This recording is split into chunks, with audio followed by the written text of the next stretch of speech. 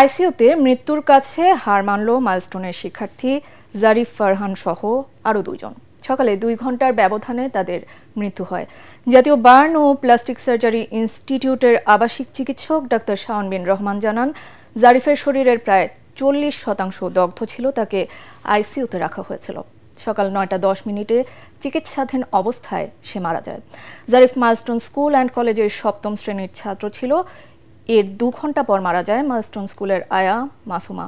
38 বছর বয়সী মাসুমা জাতীয় বার্ন ইনস্টিটিউটে চিকিৎসাধীন অবস্থায় ছিলেন। তার শরীরের 90% দগ্ধ ছিল। দুজনের মরদেহ পরিবারের কাছে হস্তান্তর করা হয়েছে।